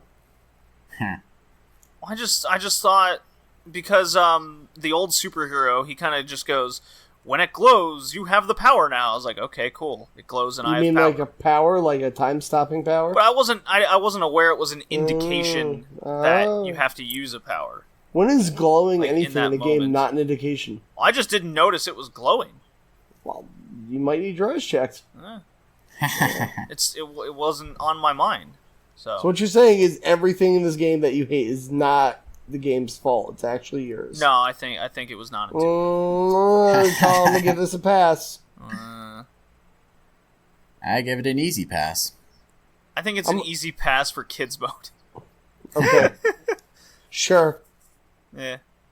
So who's Did you doing did you solve the tier next maker puzzle where you had to use the speed up time to raise the platform over the green oozing, exploding sewer cap? Maybe. Is that still a second level puzzle? Yeah. Yeah, I think it was. I remember the one puzzle I had real trouble with was there was this big, huge barrel blocking a doorway. I thought maybe I just had to hit it over and over and over until it broke, but I thought the same exact thing. But then I had to look up a guide, and then turns out you gotta uppercut it into the air, do time slow down, and run underneath. Or was it speed up and run underneath? Speed up and run underneath. So the game gives you the Mach speed mechanic, right? Yeah. And then it puts this big barrel in front of you. So again, yeah, I'm with you. It's to me, the game told you, okay, you use the Mach speed mechanic and you punch it 1,000 times real fast and it'll light on fire or something because the character glows red and shit and fire's coming out of him. Yeah. But yeah, and so I had to look it up too, and then that's when I went, wait, there's an uppercut mechanic not in slowdown mode? Because I thought you had to hit the enemy and then that's how you can uppercut him, because the slowdown thing, that's what the game was kind of teaching you at the start. Yeah, but none of that was happening. Yeah, so again, Kevin, this isn't just us. Look, man, it's you. Okay, but yeah, I still pass it. It's a really fun, fluid game. It does have its faults. Fair enough. Yeah. All right, Kevin, do you pass it? Do you like Viewtiful Joe? You've been kind of quiet for some of it. Because I really wanted to listen to you rant and ramble. Okay, yeah, I had a very frustrating time with the game I wanted to really enjoy, and I did enjoy once I left the expert mode. Yeah, overall, I mean, I did like this game. I didn't get to play a lot. I got to the first boss and I had a good time. Time got in the way, and I'm going to be going back to it. So, and now that we've talked about it on the thing, I can stream it. Yay!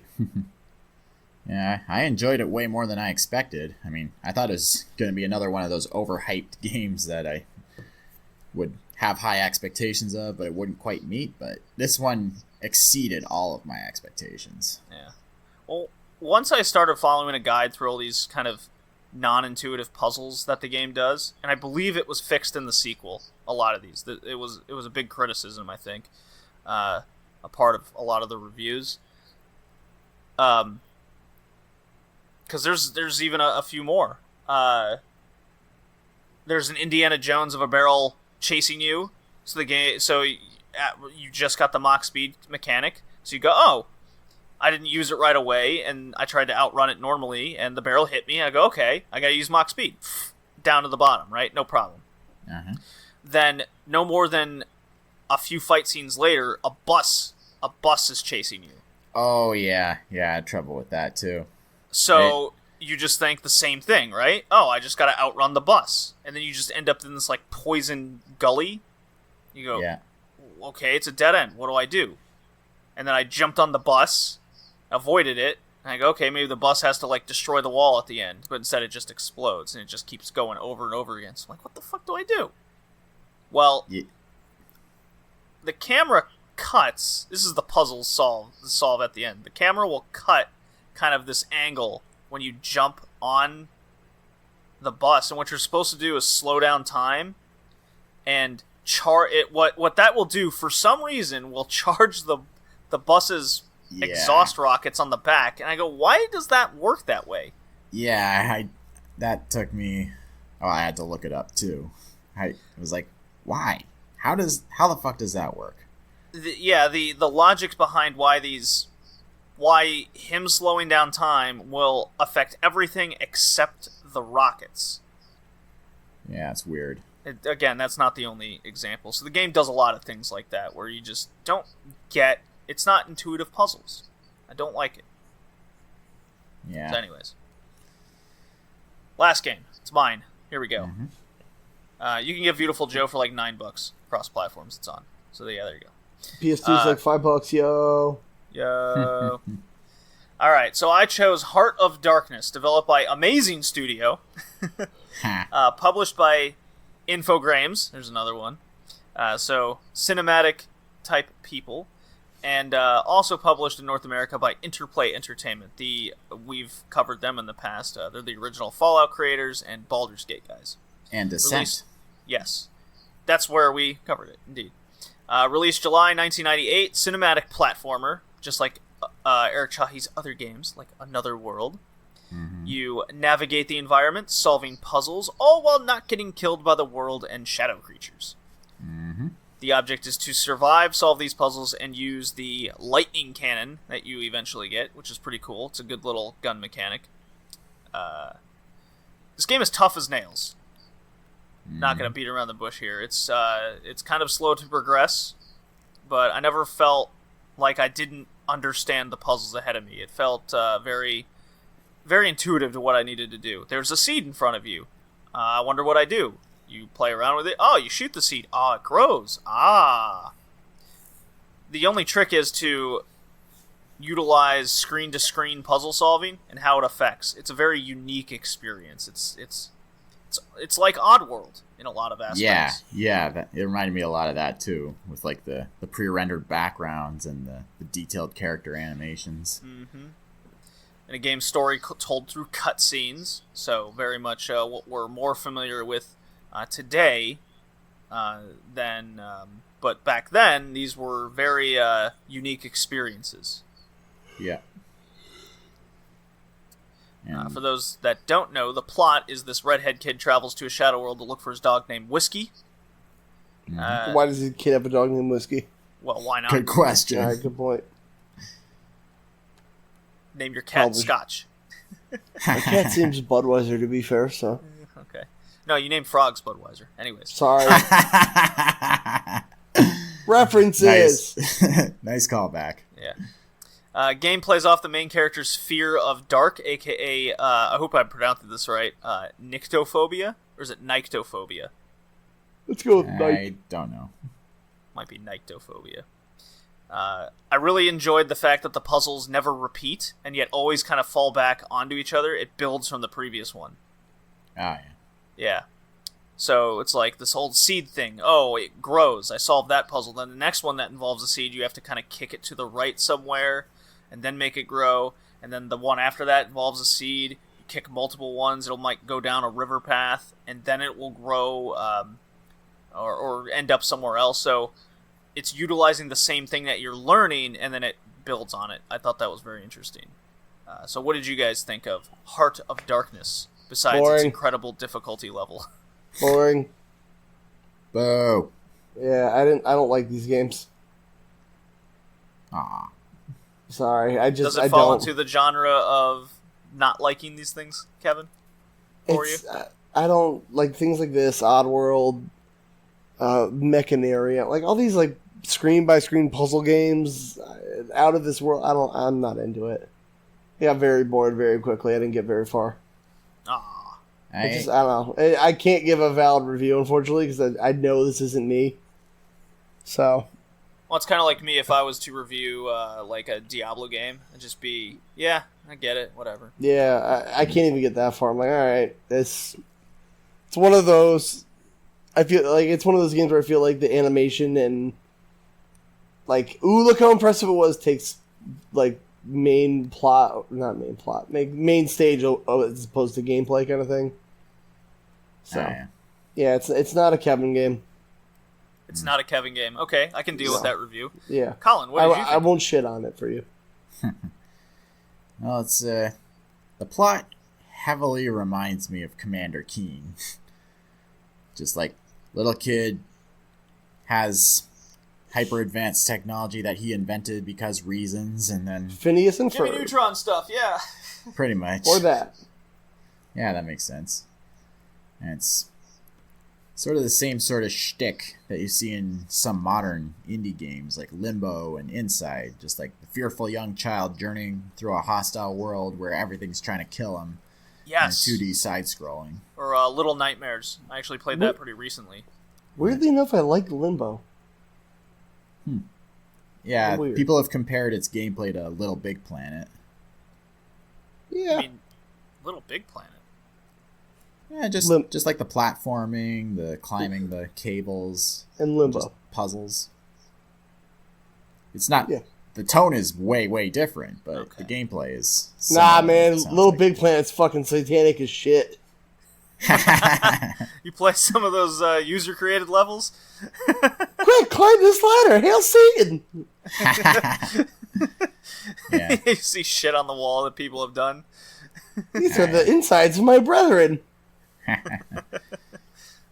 Yeah. Now, some people I've seen review this game have complained that there's a lot of tonal dissonance in this game because like it very quickly shifts between like happy-go-lucky yeah.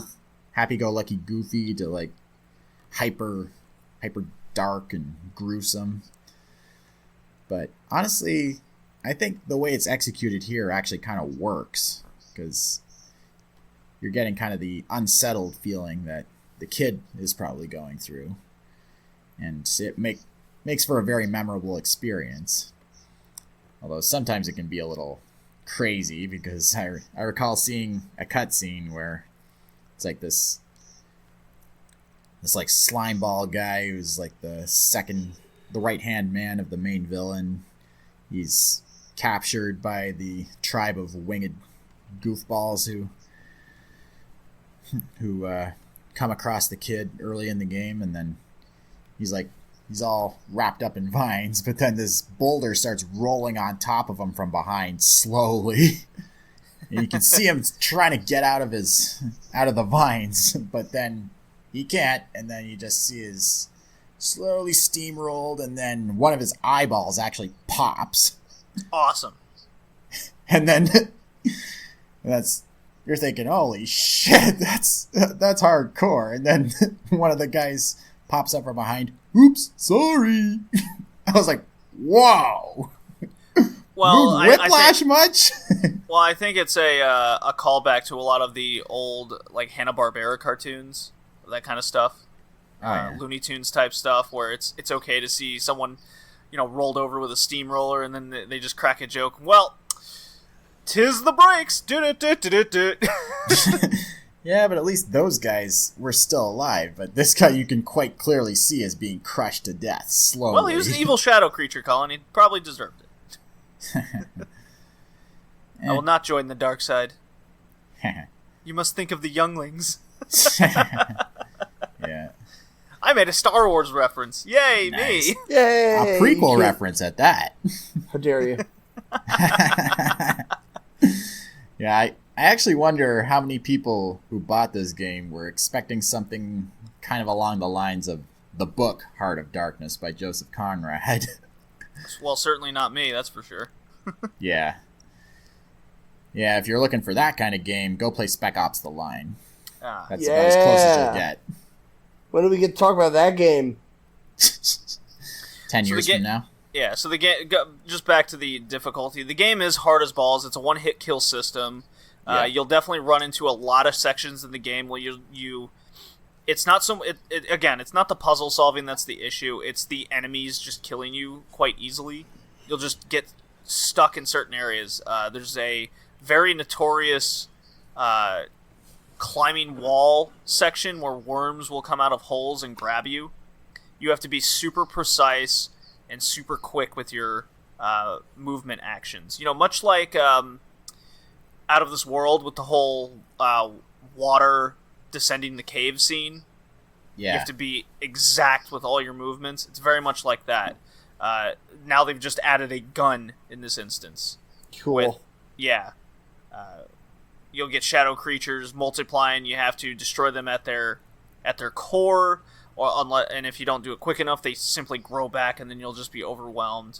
And I have beaten this game before, but not without definitely some rage-inducing scenes, especially at the end where there's a shadow creature bridge, like gauntlet thing, which I think is very much just too much, really.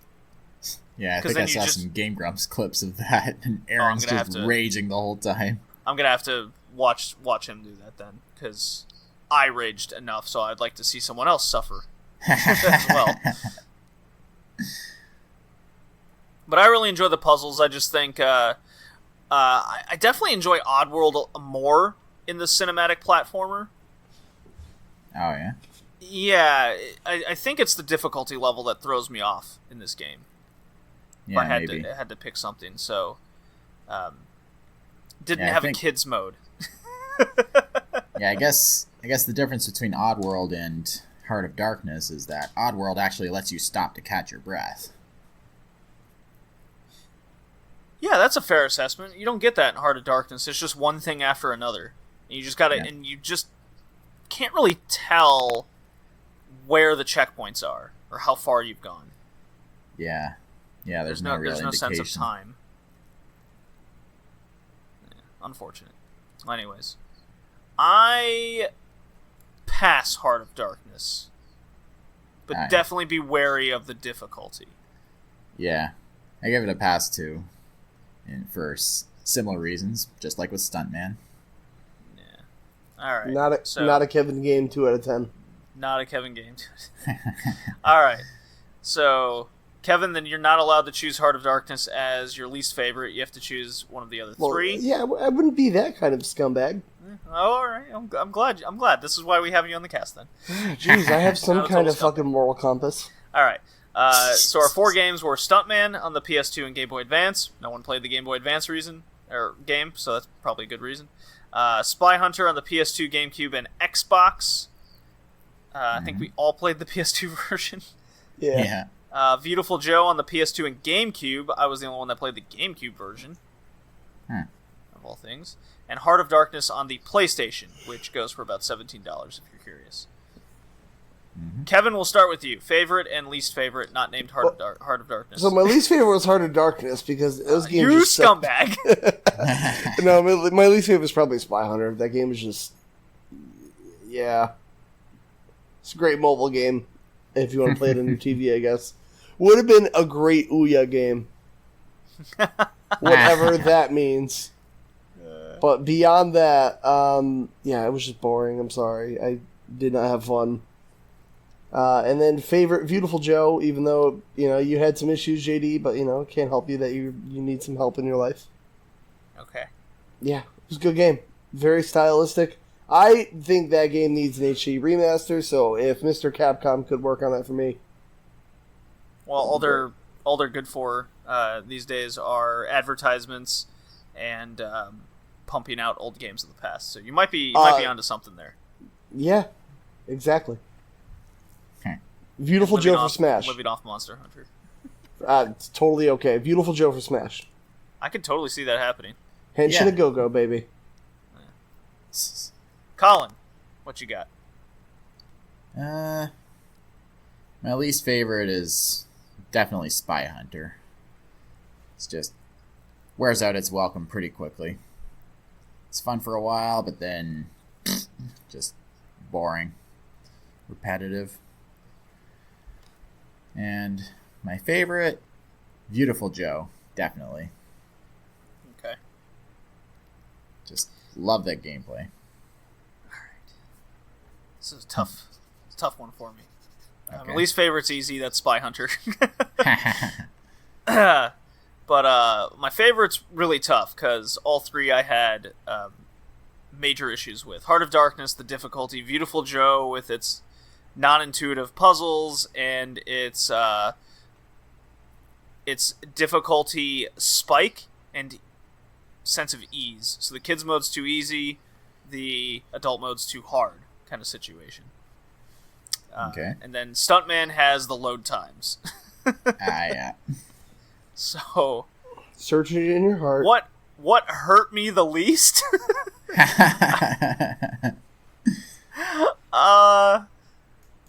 I guess I'll go with Viewtiful Joe for the kids mode. God fucking damn it, JD.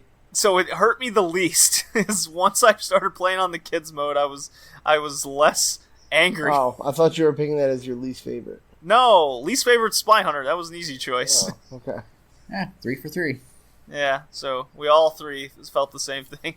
God Now, damn it, Stuntman's load Colin. times hurt me a lot. Heart of Darkness difficulty level hurt me a lot. Viewtiful Joe at least had the decency to put in a not fuck you mode. So there you go. Kevin, what is our next theme that we're gonna play? Chosen, correct? Wait a minute. Don't we have to do your Switch? No, we did the Switch. I meant PSN games. That's after yours, which is next. Oh, I thought that was next. Hey, James Bond games and James Bond inspired games. So Okay. I realize, if we all did a James Bond game, things might get a little boring. But fuck you, you don't know any better. There's so many variety of James Bond games between. We've already done the Game Boy game, which was a Zelda game. You have, well, yeah, it was a good game. You have those PS2 Xbox shooters. You have From Russia with Love on PS2 and Xbox, which was a third-person James Bond game? Question mark. You have you have Nightfire on Game Boy Advance, which somebody better fucking play. Oh yeah, you will, because I picked it, which was an FPS on Game Boy. But I have Nightfire on the GameCube. I fucking sit because I picked Agent Under Fire, and Nightfire on Game Boy Advance is going to torture you. That's why. Uh-huh. You want to play a first-person shooter on Game Boy Advance that isn't Doom? I don't know. You don't. Do Trust I? me, but you're going to. Oh, damn it. Yeah.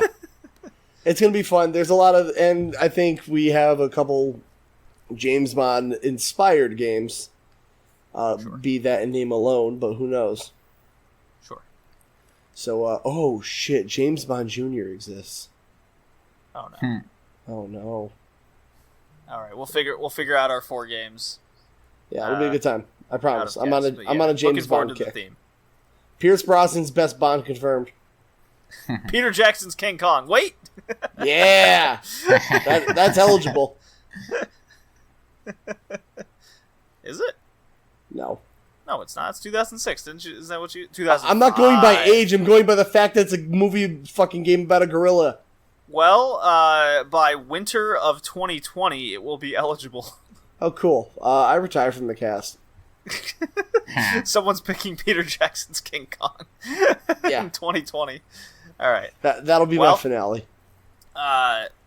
This was episode 47 of the Red Leaf Retrocast, cinematic-styled games. Thank you for joining us, and we'll see you next time. Bye now. Bye.